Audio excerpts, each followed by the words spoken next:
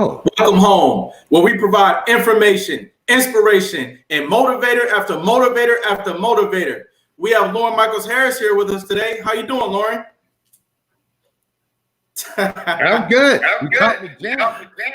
I was jamming. Yeah, I caught you jamming. I like that T-shirt. Life is good, huh? It is. Where are you from, Lauren? That's a tough one. Yeah.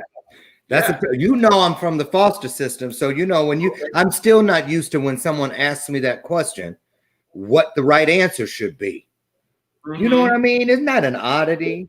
I was born in Berrien Springs, Michigan, and I lived in a town called Niles, Michigan for most of my younger years until my adoptive mom died, and then it was a hit and miss from then on. Right. So I claim when I say Niles because I went back there after I aged out and stuff like that. So I say Niles, Michigan. Okay. And Niles, where is that in relationship to, let's say, Lansing? Oh, about 3 hours down, Southwest Michigan, down by Kalamazoo, Benton Harbor, Notre Dame. So Niles is on the border of Michigan and Indiana. So you can leave Niles and go straight into pretty much South Bend, Indiana. There's Roseland, but there's, South Bend where Notre Dame is at. It's like right there. Mm-hmm. Mm-hmm. Okay. It's interesting, your reaction to the question, where are you from? Because while I think it's one of the most important questions to be able to answer, a lot of adults find that to be a tough question. And I saw that in you today. Why do you think that is? Why do I think that was a tough question? Mm-hmm. Well, from my perspective, first of all, because I'm usually the one doing the interviews. Okay. Asking the question. And and then any other time, it's in my bio already. And I just say, what do I say in there? That's a good question. I don't think that's in there, actually. It's not. That's a good one. I never even considered that. I think it's because, it's like when you grow up in the system, you kind of have a nomad mentality. Mm-hmm. Home is the most recent place you laid your head. And then, I moved out of the system into another system, getting out there and trying to find out who I was, looking for my birth family. And, and then I had my experience in the drug world where I had an addiction for almost 14 years. And that, too, is based in the same nomad mentality that the system had already ingrained in me. Right. So, I felt like I came from a feeder system. The foster system for me was a feeder system to hand me off, which it does to a lot of kids. So in other words, you see it as having been a pipeline. Pipeline. So you feel like you came out of a pipeline. Yeah. Wow. I was talking to one of my brothers one day, and we were talking about life in general. And I actually was practicing that question on people. I have another one that I generally ask. Maybe we'll get to that in just a second here.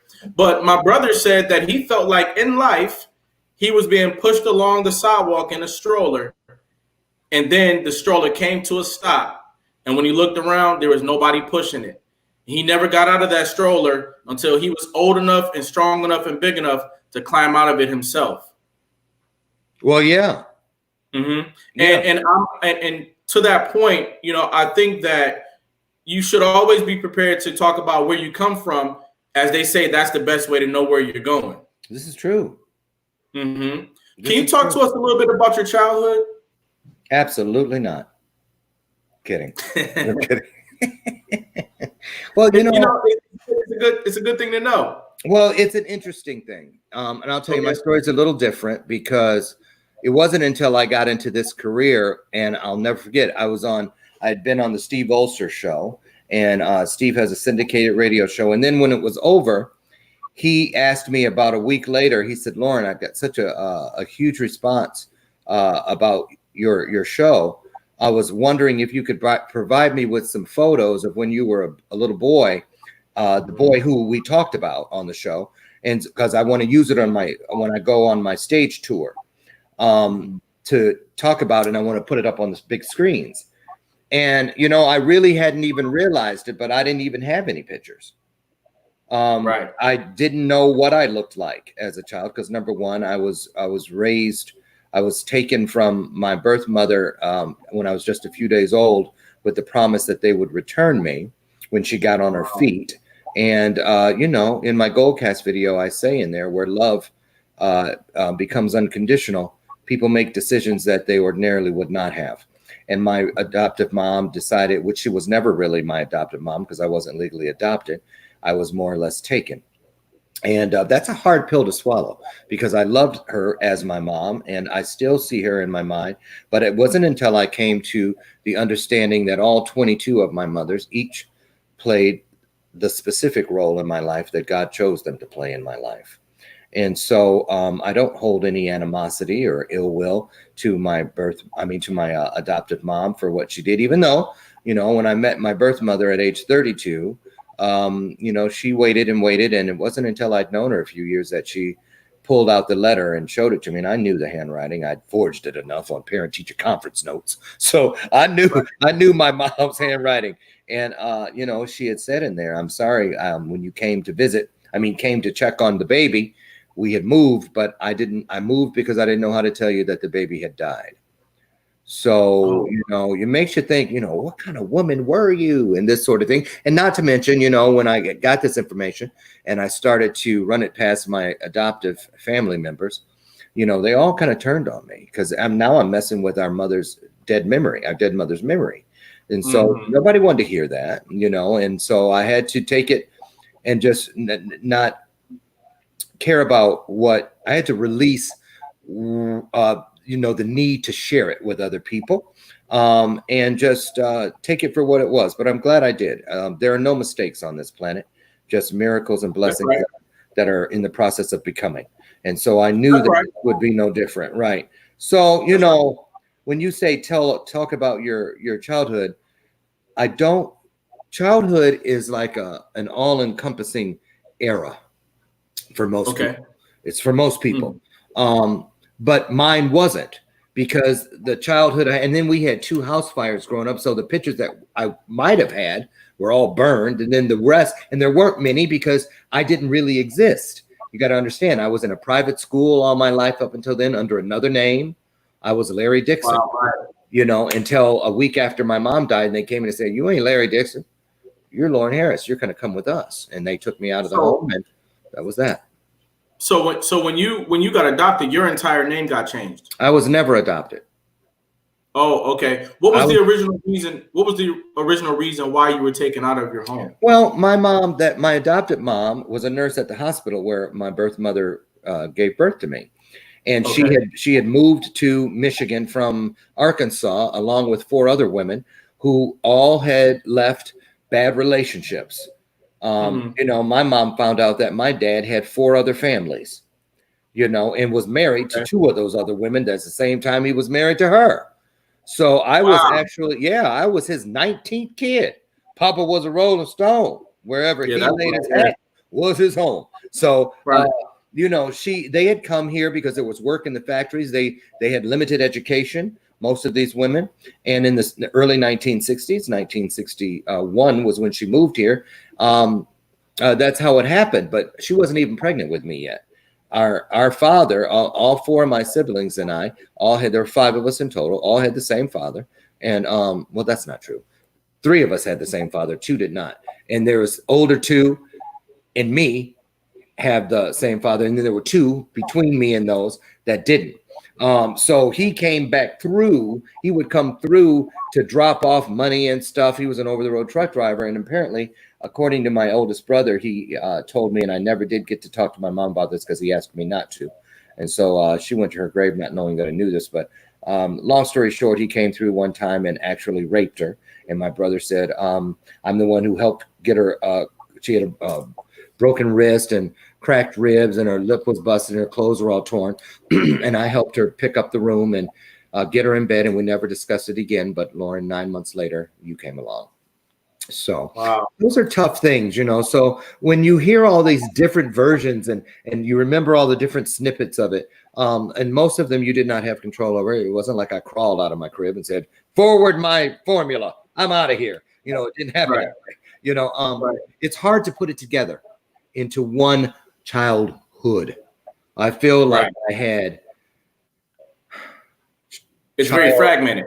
very fragmented, and no pictures to tie it together. No one talks about it in my families, in either family.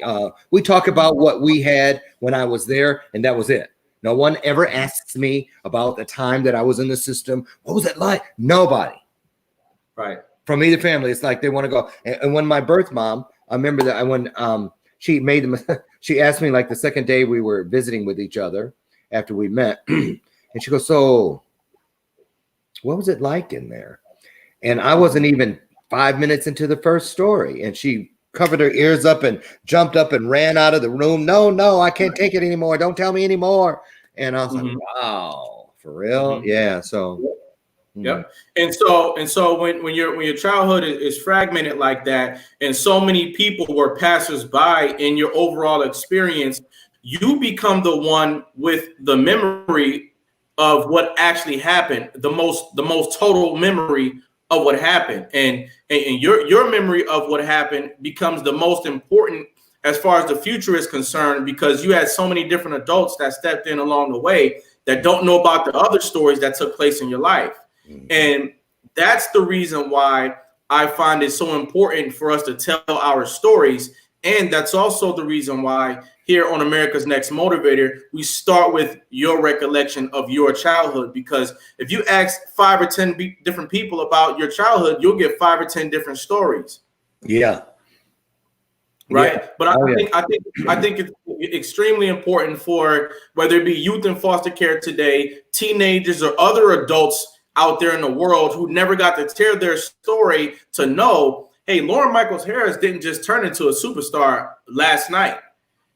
This man had some experiences that made him into a kaleidoscope of a mirror that now enables him to share these colorful and wonderful different stories and narratives about life. What did you think about how did you feel when your identity changed because you went into the child welfare system? That's a great question. It isn't what people would think, because I was still not ready to let go of. You got to understand, my mom had her stroke on a Wednesday. She was buried the next Wednesday. And the next Monday, social services came and took me out of our home and said, "You're not who you think you are," and blah, blah, blah. So I was still grieving.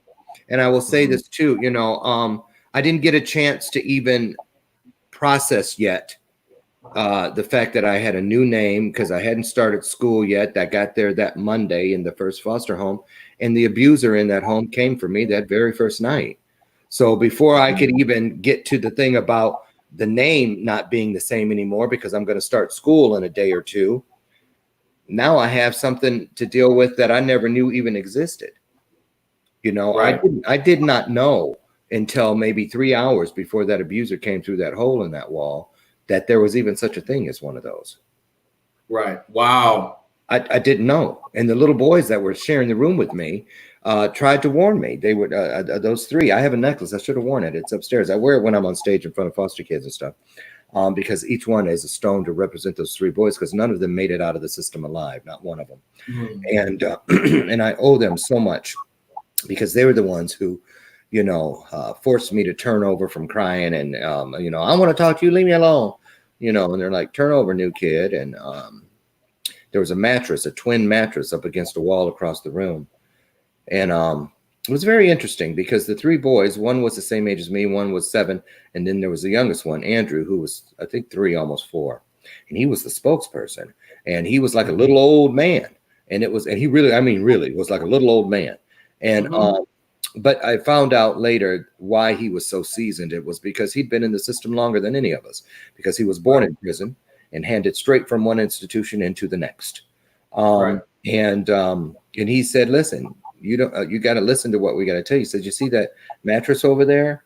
And he didn't even look at it. He's looking at me and he goes, you see that mattress over there? Staring me straight. And I looked right. Oh, yeah. He goes, Well, there's a hole behind that mattress, and it leads to the room next to us. It's always locked, and that closet is locked, but there's 2 keys that it takes to get in there, and there's one man in this house, and he has both of those keys, and he never lets them out of his sight. And because you're the new kid, he's going to use both of those keys tonight, and he's going to come through that hole. He's going to move that mattress, and he's coming for you. So there's some things we need to tell you so you don't get hurt. Don't pretend like you're sleeping. Don't pretend, don't cry. All kinds of different things. And while they're telling me these things, I'm like, what the hell are they talking about? And then it just starts to make sense. And, you know, you would think that nothing could stomp out like a cigarette, grind it out in the ground.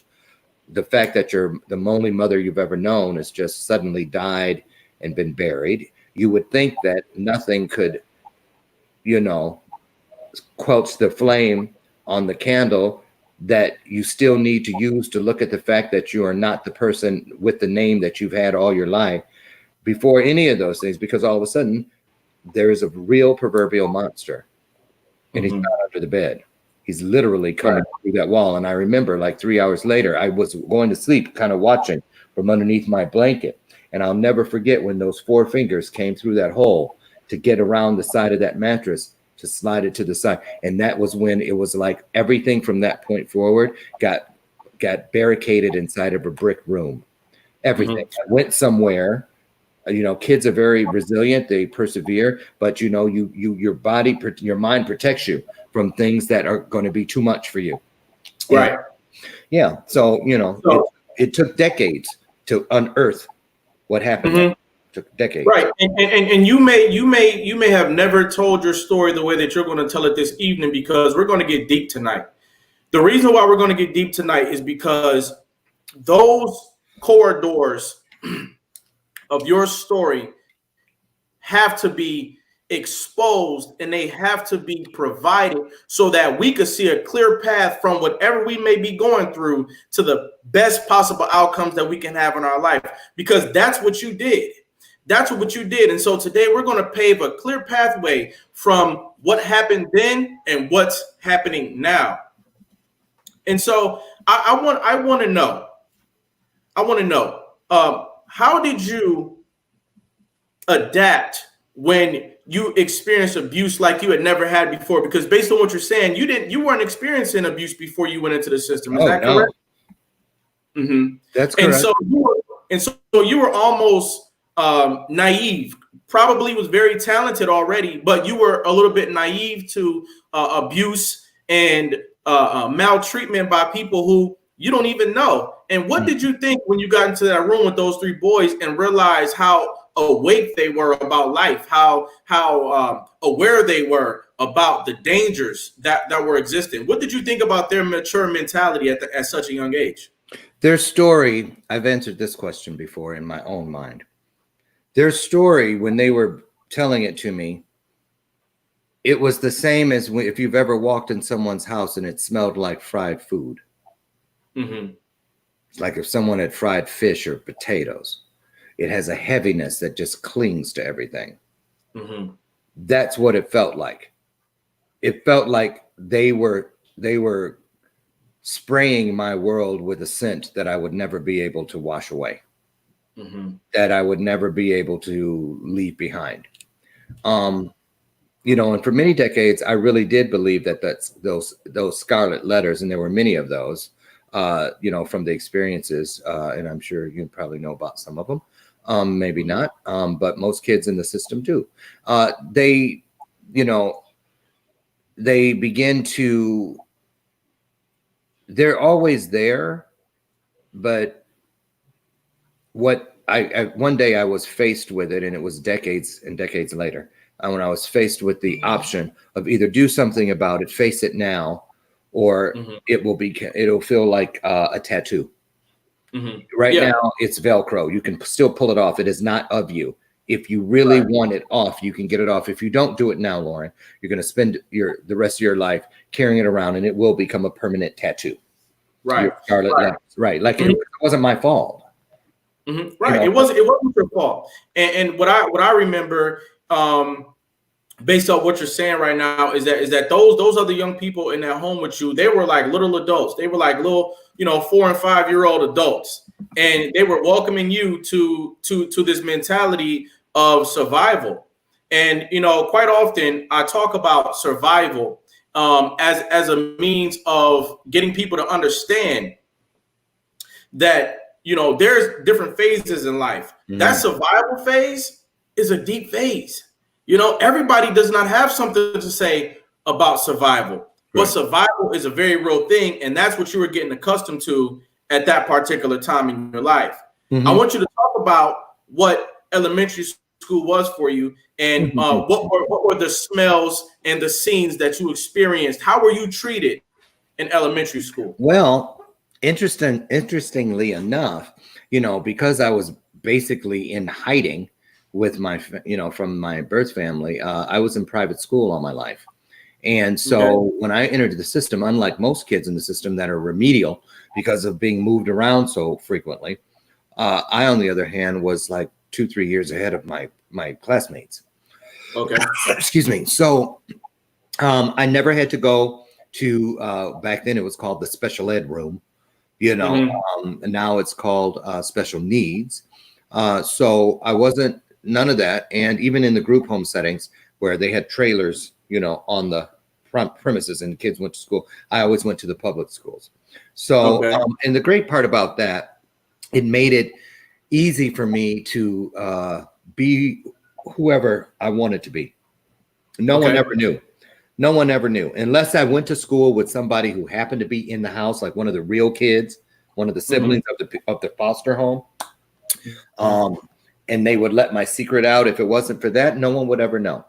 When I got to the place where I was in junior high and high school, and I got so old that the older you get, the closer you get to congregate care, which are group homes. So when I finally hit the group home setting, I'd get off the bus sometimes 2-3 miles from the group home, and get off in the neighborhoods that resembled the one I came from.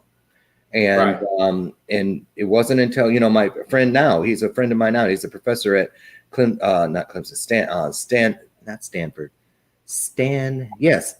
Stanford College in Birmingham, and Fred Shepard, and he actually saw me from a park one day, and we were good friends. I would visit his house, and he saw me coming in and going out of the group home because it was a institutional looking building. And we rode the same bus, and he still watched me get off for a couple of weeks at a fake spot. And because I thought people thought I lived on Apple Valley Way because all the beautiful homes were there and stuff, and he said, "Why did I see you going into that building where those kids live? The state building," he called it. And I was like, he goes, "Were you visiting somebody?" He knew. And he told me, he goes, you don't have to hide that from me. And that was the beginning. And we're still friends now. I go down there every now and then and visit Fred and his family. But if it hadn't been for him in my life, and letting me know that it was okay, that, I probably would have carried that same mentality of hiding behind the real me well into probably to today, and not been able to do what I do today. It took me 5 decades to get to, that's why I've only been in this business for 4 years. Right. But even at that time, the seeds were being planted of maturity. So your life has changed at an early age. You attempted to use school as an alternate reality, but then your secret came out because people saw you going and coming. So now you have to deal with facing the hard reality that you're now living in foster care, and it's totally unlike what you're used to. You're a star. You're good at reading and writing and communicating for yourself, but you are now in a pretty much a bad position in life. I want to ask, were you now that your secret was out, were you ever in school and a social worker came to pick you up right in the middle of the class? No. Okay. No, I never. It's interesting how, the two worlds never collided. And I did things, like junior achievement, and I played tennis and gymnastics and did all the things that, you wouldn't think, because it was a very expensive thing, you know, being on the tennis team and all the things you had to get, and gymnastics was the same way. But we had surrogate parents in the group home that I lived in, and they treated me like I was really their kid. The surrogate mom and surrogate dad that I had, they were people from the I was in Ann Arbor, Michigan, in the group home, and so these were all graduate students at U of M, and so you know they had resources, I guess, and they had, you know, me and a couple other kids in the building were their surrogate children, and we were surrogate brothers and sisters, and they paid all my things, and then I also had a sister from my adopted family that would come and visit, and you know, brought me my color TV. I was the only kid in the group home with its own color TV, and she would come, her and her husband, and visit, and you know, they helped too. They, you know, paid for things for me, and so it was good. But then, you know, you get to the part where you get age out. And, you know, back then when you had a FAFSA and, you know, you're applying for financial aid and stuff, they didn't have anything inside of there for a kid coming out of the foster system. It was all about have your parents fill out this, and this. If you didn't have parents, you were just crap out of luck. Right. So by the time you got to high school, how did you feel about the so-called scarlet letters that you had on your chest, which were FC for foster care or FK for foster kid? Had you dealt with those yet? It didn't matter. There were people who knew by then, and I mean, it didn't matter. I was in student government. I graduated with honors. I was in you know, a class officer. It just didn't matter. It didn't matter. That stuff never mattered to everyone else, but because I don't know how I looked at it from the inside out, but later in life, a few years down the road, when I'm out, you know, and things are going well for me out in California, you know, I'm getting record deals and I'm doing all kinds of things musically, and going on the road with some celebrities singing background vocals, and getting hired over and over and over to do jingles, all kinds of wonderful things. The People magazine thing happened out there, started a business that had never been in this world before. Now this was after high school? Yeah. Oh yeah. Okay. Well, when I finished high school, I went straight into Up With People. So Up With People is a music group, and they made me a soloist because I didn't even know I could sing until. So you know how to sing? Huh? You know how to sing? Yeah. When did you realize that you could sing? When I went to Up With People training, and they make everybody go through dance auditions, MC auditions, and soloist auditions, and they made me a soloist. So you know, you're training for 6 weeks before you go on your tour, and then suddenly, you know, we left straight from Tucson, Arizona, and went to Mexico City, Mexico, and that very night I sang 2 solos in a bull arena with 5,000 Mexican people throwing roses at me, and so I was hooked. You know, I'm hooked. I mean, they're like going crazy, and you're like, oh my God, this is great, you know. And so I went straight from Up With People into the military because that was I needed someone to take care of me, to help me get the things I needed in that start in life. So when I got in the Air Force, they have a competition at your base, and then base level, command level, and then worldwide. And I was blessed enough to compete 2 years in a row, and I won worldwide both years. And so I got to travel inside a thing called Tops and Blue and do nothing but perform within the military. And while I was in there, I met my music manager. They signed me to a contract. And when I separated from the military, I went straight to Hollywood and walked right into a record deal. Ladies and gentlemen, we're talking to Lauren Michaels Harris. He's had an incredible journey through foster care, after foster care, and now he has a life that is a story worth telling. We're going to be right back with more questions for Lauren, because his story is going to inspire many right after this brief message.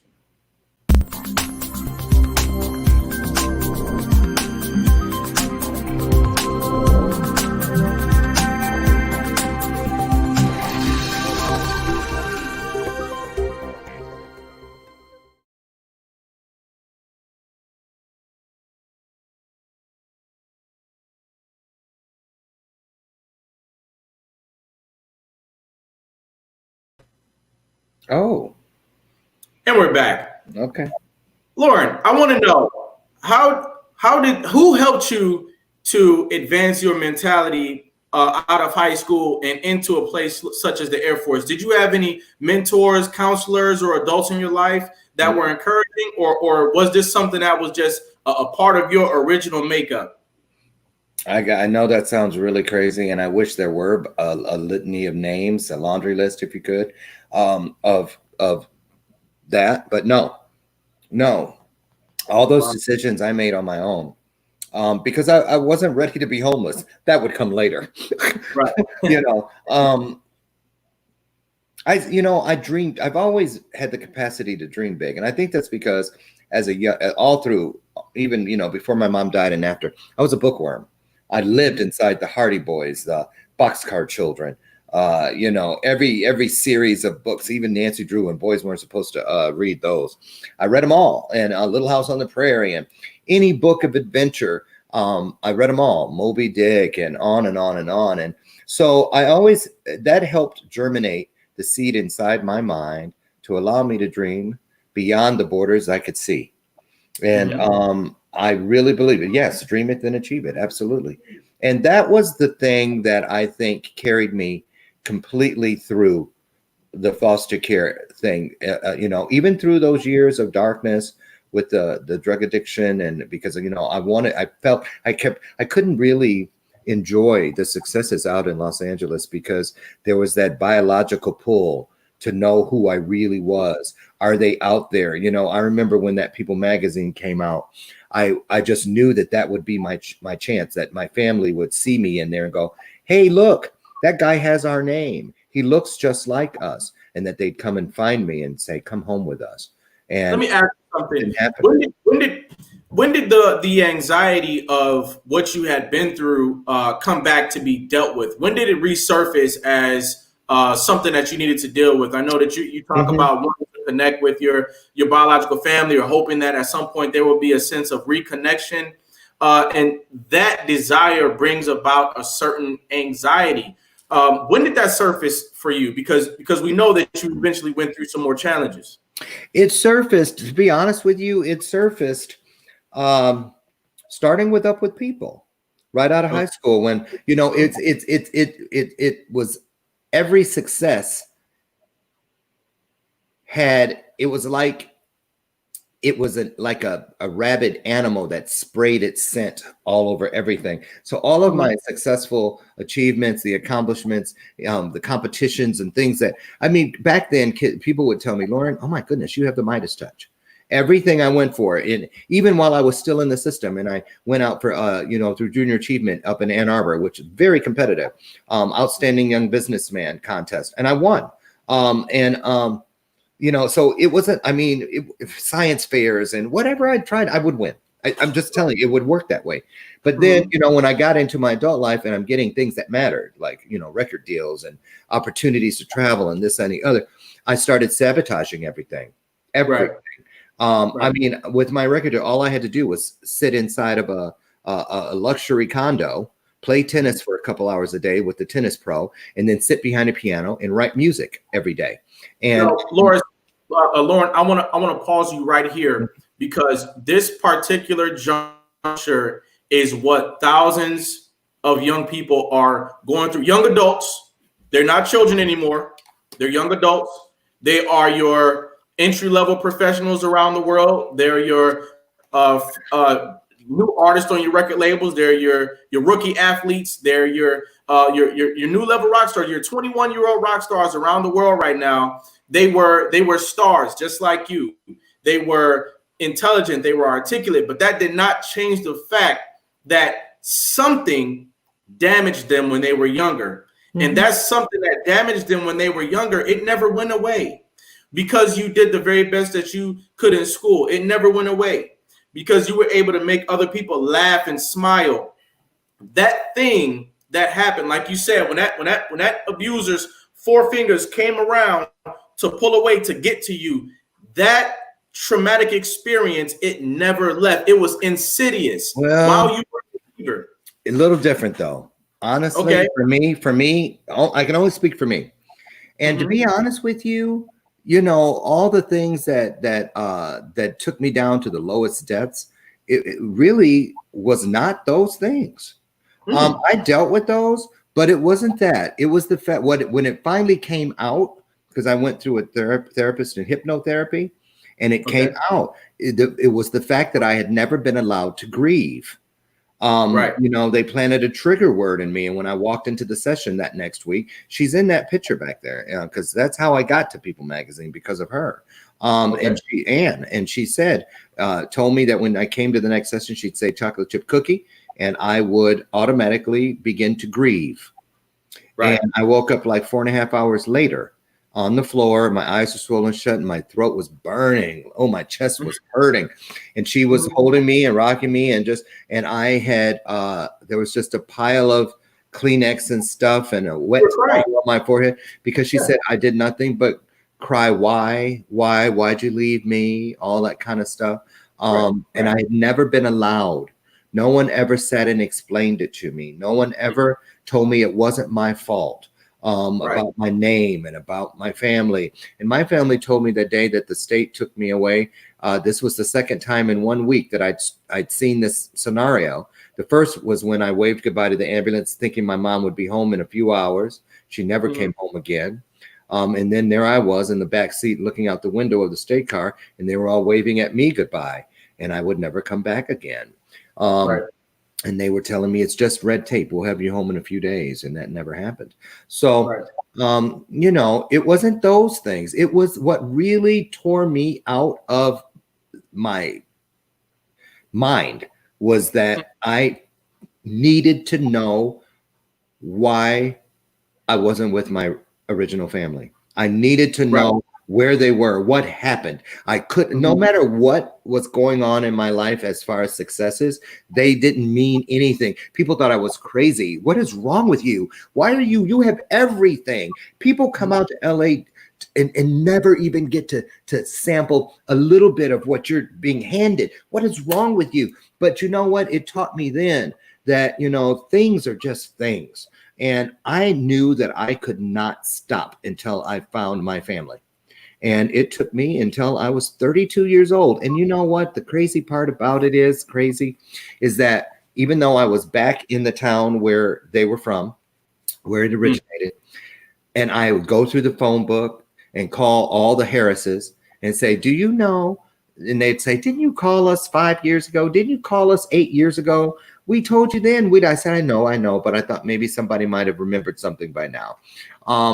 And I was actually there to go to school is what I was telling my adoptive family, but I was really secretly looking for my birth family.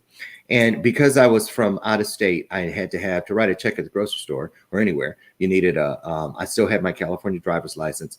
I had my birth certificate and I had a school ID. And I went to the grocery store that morning because I had been up the night before starting a business plan for a business I was going to start. Excuse me. And I got really depressed.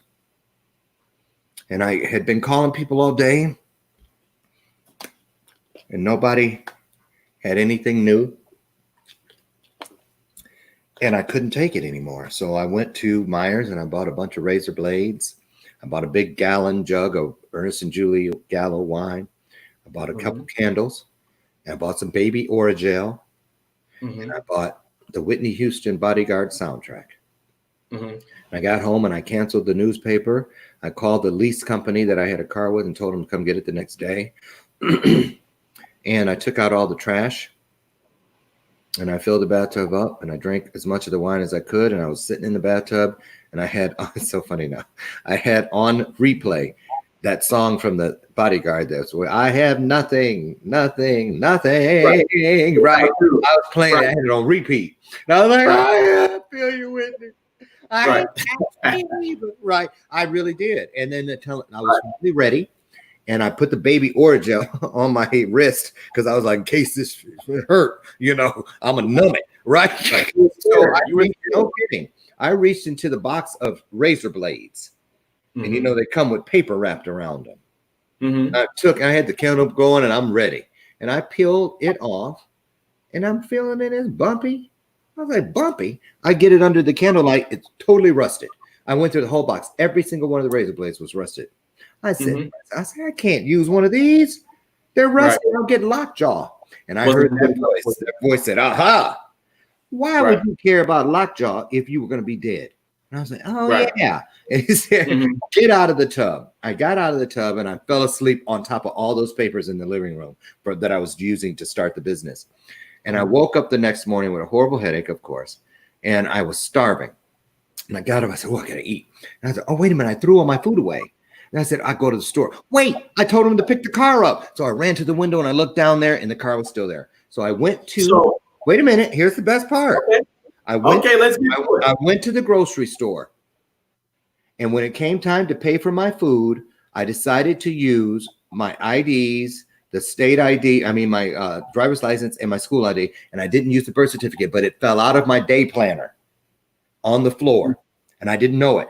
When I went to get the change, because I got cash back from the check, I went to get the change and stuff from the silver thing. The coins fall out. And I looked and the woman behind me was reading something that was folded in the same, I could tell, plus you could see the seal from the state on the back. And I was like, I couldn't find my birth certificate. I said, excuse me, is that a birth certificate? She said, yeah. She goes, it was on the floor. I said, oh, thank you, that's mine. So she gave it to me. She was looking at me all weird. And I put it in, took myself, I'm out there putting it in the car. And she comes running out there without her groceries. She goes, hold on. God told me I can't let you go. I said, what? She goes, that address on that birth certificate. I said, yeah. She goes, I grew up on that street. My parents still live on that street. I said, that's impossible. I said, do they live in the projects? She goes, no, they live in a house. I said, wrong street, because I've been there many times. There's nothing there but projects and one boarded up abandoned house. She goes, that house is abandoned. It's boarded up, but it's not abandoned. And she pointed, she said, you see that van over there? That's a handicap van. Both of my parents are wheelchair bound. My house is behind theirs on the next street. There's a ramp in between both of our properties. I boarded up their windows because every time I take them to the doctor and stuff, the kids from the projects break in and steal their microwaves and cordless phones and stuff. She goes, so I boarded it up so that they can't look in. She goes, but they still live there. And my mom has lived on that street for 67 years. If somebody had a baby on High Street in 1962 on the 4th of July, my mother will know her. Right. It was 20 minutes later, my phone rang and the woman said, well, my mother knows who it is, but her last name isn't Harris. Maybe she got remarried, but we know it's her. But we want to call her first because not everybody wants to be found. And I had never in all those years considered that I could get this close and she might say, no, I don't want. And that's in the Goldcast video. It had never, ever entered my mind that they would not want me to find them. And I was like, okay. So now I'm sitting up there going, oh my God. And my phone rang. And I picked it up. And I'm like, she goes, hi, Lauren, we reached her. And she said, give you her number. So instead of writing it down and gathering my thoughts, I just said, okay, give it to me. She gave me the number. Because I thought it was like, I felt like Cinderella, like it was going to turn into a pumpkin if I didn't hurry up. So I just dialed it. And I heard water running. She was washing dishes. And now I don't know what to say. So I'm like, hello. She goes, hi. And I said, I'm kind of doing some detective work. And I'm looking for and she goes, were you born on the 4th of July? And I said, yeah, but I'm thinking that lady could have told her that. You know, they were trying to get money out of me or something. And so I go, yeah. And then she goes, because this isn't on the birth certificate. And because they had it changed. And she goes, was your name once Larry? No way she would know that because she's the one who named me Larry. And I said, yeah. And she said, well, I guess that makes me your mom. Oh my God. And I threw the phone on the ground. Yeah. And I was like, oh my God. Oh my God. I couldn't believe it. I could hear her going, hello? Hello. But your heart stopped. Your heart stopped. Your whole world stopped in that moment because what you wanted was reconnection. No, my entire world started. Because it was everything I had ever wanted. When one thing ends, another one begins. And that is what had happened to me. God never closes a door without opening a window. And, you know, I had, thank God, he, you know, to this day, I still tell people, God had always constantly whispered to me, in all times not to believe in wall talk. Oh, don't worry. Why don't you just get over it? Oh, you'll find a way around it. Oh, just wait. You'll come from underneath this. That's wall talk. Right. Opportunities don't come with walls. Have you ever heard of a wall of opportunity? No, they're doors of opportunity, windows of opportunity. And the reason they're doors and windows because God knows if you can see through it, you can finally know how to get through it. And that's what that day did for me. And, you know, I mean, dropping my birth certificate and the woman behind me, there's no such thing as a coincidence. Everything, every step is numbered. Everything has a place. Everything. There are no mistakes in this world, only blessings and miracles that are becoming. Right. That's all there is. You know, you're getting a huge response from the audience tonight. I said earlier that this story will be a powerful one and one that would help people to get further along in their journey. What would you say right now, Lauren, as you continue to be strong and resilient to people across America or even all across the face of the earth right now who might be self-sabotaging because they've never had the chance to grieve? What would you say to them right now? You know, you have to, first of all, you have to believe in something greater than yourself. Mm-hmm. You have to listen to that voice. You know, there's a reason. How many times have we made mistakes, excuse me, or things that we considered mistakes because there really aren't any.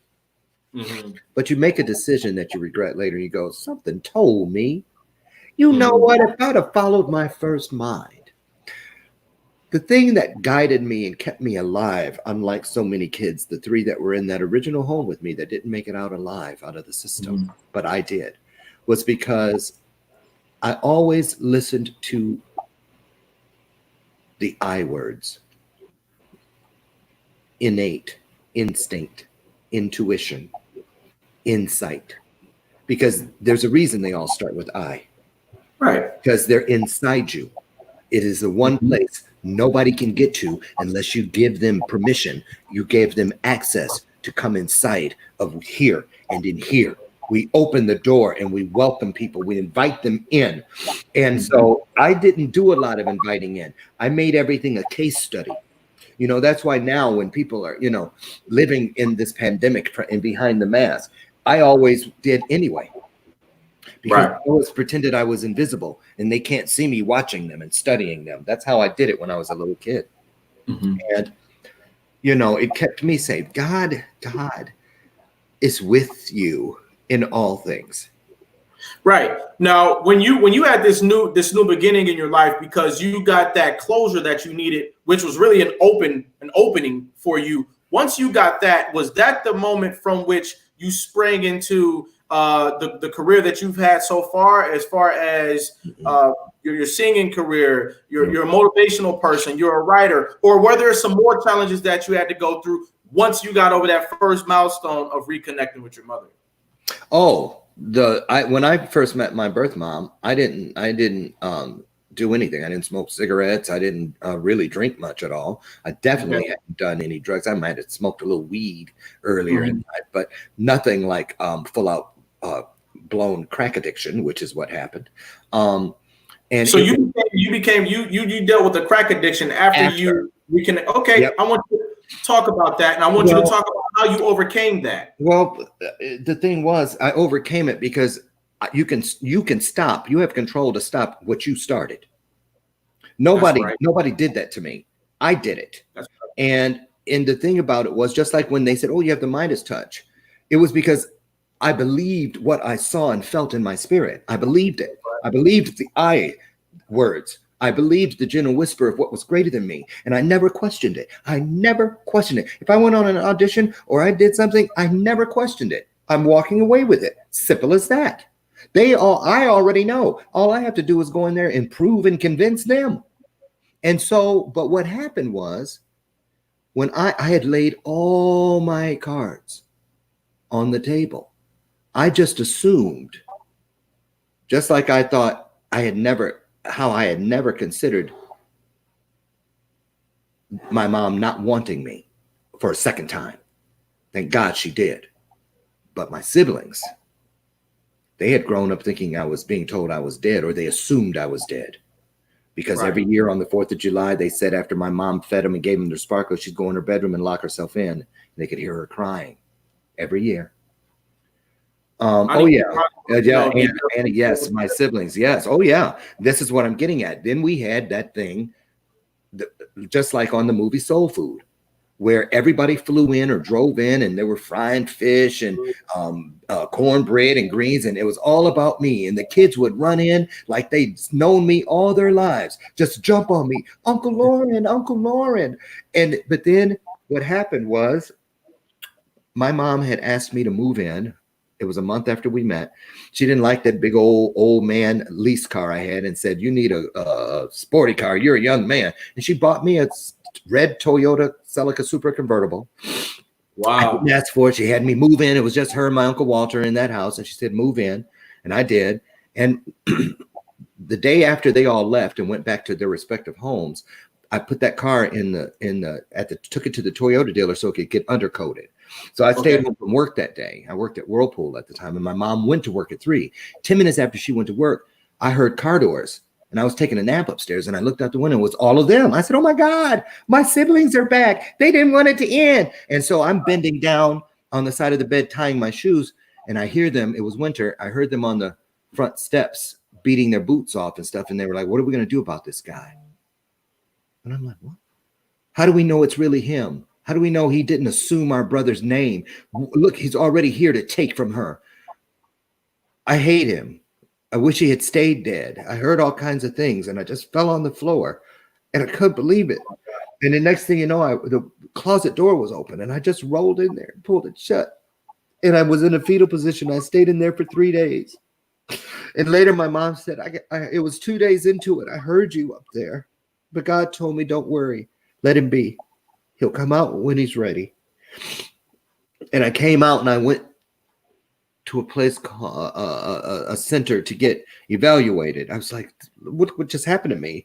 And I wasn't even in there telling my story to the psychiatrist, not even 5 minutes. And he was writing a prescription. And I said, what is that? He goes, it's prescription. I said, for what? He said, lithium. I said, well, how long will I have to take it? He goes, all your life. Something told me. The voice said, get up, leave. And I got up and I left. And he told me to go to church with my mom, talk to someone there, and I didn't. And the day after I decided not to go with her, I was in my backyard, and the girl next door said, hey, why are you so down? Here, hit this joint. And I knew there was something around that moment, like a bubble of heat. A heat wave, like on the dash or the hood of a car. Something was at work there. And I knew it. I heard the voice saying, don't do it. Don't do it. And I did. And that one hit had crack on it. How long did it take you to overcome that circumstance? 14 years. 14 years. Lauren, there are many people out there in the world today who lost their parents to drugs or alcohol because their parents never overcame that fight. And so I think it's very divine that you were able to get past that. If there's anybody out there right now who's dealing with a drug or alcohol addiction, do you have any encouraging words for them tonight? Yeah. Let's get them through. Let's get them through. There's 2 things happening tonight that you have the power to help people get through. There are young people, there are adults out there sabotaging themselves because they never got a chance to grieve. You got past that. And there's people out there who are dealing with a drug and alcohol problem, and you have some words for them tonight as well. I'll tell you what it is. In order to pick something up, you're going to have to put something down. That's right. And I had to come full circle and be reminded of what God put in front of me back when I had nothing, what people thought when I was in the system. And they said, you got to go, the Midas touch. And I'll tell you when it changed for me. When I took a chance and I said, I want to stop. I don't care what it has to do. And my mom was dying. And I told her, I waited. I was the last one to go in the room with her. She was at home on hospice because I waited for her real kids to have their time. And she turned over and she barely could talk. She was in stage 4 lung cancer. And she said, remember the day you met me and I told you I would die happy because of that moment? I said, yeah. She goes, that moment is now. She goes, but I'm also a little sad. I said, why? She goes, because I've seen where God is taking you. And you're going to be a very sad man a lot of the time and disappointed. I said, why? She goes, because your expectations for others will always be greater than they have for themselves. But you keep going because God has a wonderful plan for you. I left there that night, and 10 minutes later, they called me and said, come back. She's gone. 2 weeks later, I got my first job. I was still on parole. I was still living in the Salvation Army shelter, and I was on my way to this job where I had high school diploma at the time and 13 cents and a bus token in my pocket. And I was going, 5 of us were going to report to this training for a week. And I said, how can I be going to this job? How did I get this job? And all the people there have at least 1 master's degree, most of them 2. How did this happen? And God said, because Lauren. I said, I only have 13 cents and a bus token in my pocket. I can't even eat with them when I get there. Anything. I have food that the Salvation Army packed up for me, dry goods under this bus right now. My clothes I'm wearing every day, I borrowed from Goodwill, and I got to go and work it off when I get back. And he said, because I'll tell you why you're going. Because one day when you're so successful that money is no object, I want you to remember that I'm the same God then as I am right now when you have 13 cents and a bus token. Without a doubt. Let me ask you something as we close out, because your story is one that could reshape America as we look at the need to be more human during these times. Do you remember in the beginning when I said that your memory is what matters the most out of what you've experienced? Do you remember that at the beginning of this interview? Sure. Right. And so now at the end of this interview, when you talk about how your expectations of others was not their expectation of the world that they were living in.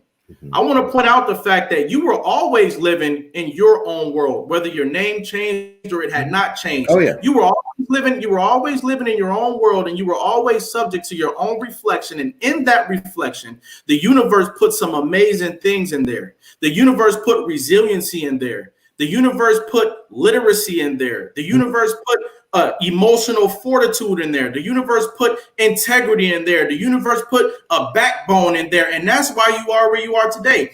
I have 3 questions for you that I'd like you to answer within 30 seconds, if you can do that for me. First, what is survival to you? What is survival? Yep. Understanding the moment my eyes open, that there's a reason they're open. There's a reason the sun has now started its trajectory across, because I'm the tree. Okay. People and their opinions are the shadows. What is success to you? Success is joy. Success and what is being able to count it all joy. There you go. There you go. And what's greatness? Greatness is just like beauty. It's in the mind of the beholder. Greatness to me is a baby. That's right. Moves and smells like only a baby. Right. I want to let you know today. I want to let you know today that you are a true wonder. I want to let you know that you're strong. Your work is to be commended. I give you a crown today. You have been strong. You've been resilient, and now you have a story that can impact other people. You, my friend, are one of America's next motivators, and that's why I brought you on our platform today, so that your story can go into the annex and the annals of history as something great that we all need to know. The writing on the wall is going to help the next generation and the next generation and the next generation. Is that all right with you? I agree. Where's my bell of purpose? Somewhere around here. There it is. Hey, there you go. Hey, Lauren. Hey, we got to get out of here. I wish we had a 2-hour special, but we'll save that for ABC. Okay. Thank you. Thank you. Have a good weekend. Be safe, everybody. All right now.